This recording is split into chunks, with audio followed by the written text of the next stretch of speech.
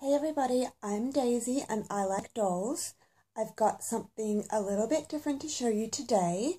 As some of you may already know, as well as collecting Monster High dolls, I also really like to customize them. And today I have one of my customs here to show you. I thought that you might like to see her and hear a little bit about how I put a custom doll together. So this doll here started life as Catrine De Mew from the Scaris line. And what I have done with her is I have taken off all of her factory makeup, all of the paint on her face. I've taken out all of her original hair and rerouted with different hair. I have changed her outfit, made her this little chiffon robe, and I've also done some body modifications. I have sanded all of her seams, and I have also made a few anatomic modifications, as well as sanding off her underwear. So we'll have a little bit of a look at her. Now, I always like to have a little bit of a backstory with my dolls, and Lady Catherine is a very stylish 19th century woman. She was left a large fortune, which she inherited. And she doesn't need a man to tell her what to do in this world. She's used her vast wealth to travel the world, and she's brought back all of her collections from her grand tours. So she loves to now live in her country manor in the south of England, surrounded by all of the treasures that she has collected on her adventures. So that's just a little bit about Lady Catherine. I think it gives the doll a lot more personality if you give them a little bit of a story, and it makes the whole creation process a lot more fun, I think. So we'll have a little bit of a look at her. So as usual, we'll start from the top. As you can see, I have taken out all of her original hair. I think her hair used to be purple and black. But as you can see, I've cut that all off and taken it all out and rerouted with this gorgeous colour, which is called Pussycat, very appropriately, as she does still have her little kitten ears here. And then I've styled her hair into a bouffant, little rose details, a little rose with a bow on the back there.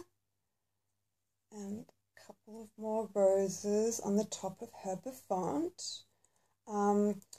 It's pretty tricky to work with doll hair and to get it to stay. So what I use is a gel, but I make sure that I use oil-free gel. You really don't want to be using any product with oil in it on your doll's hair, as it will be very hard to get it off again. And you also don't want to be using hairspray either. It's not the greatest thing to use. So an oil-free gel is what I would recommend. We'll have a look at her face. As you can see, I've removed all of her factory paint, and I have repainted her eyebrows and her eyes. They're still sort of like cat eyes there. And I've given her these long eyelashes with a couple of little diamante details. She has been painted up using Prisma and Derwent watercolour pencils, which I use dry, and I also use crushed pastels to get the shading on her cheek. Sometimes I use an airbrush, but on this doll I've used pastels. And the same on her lips. Built the colour up over many layers and sprayed her with Mr. Super Clear sealant, and she's also got a gloss sealer on her eyes and her lips. She's also got gloss on her hands, on her fingernails, and also on her toes as well. So I'll also give you a little bit of a look. You know, she's got very decadent with her pearls. I really like to use pearls in my designs. I'll give you a little bit of a look. I won't take her robe all the way off, as that will take a little bit of effort. I just have to take her hands off, really, but you can sort of see if I just pull it down here. So you can see that I have shaded her body, her arms, and given her a few little anatomical details.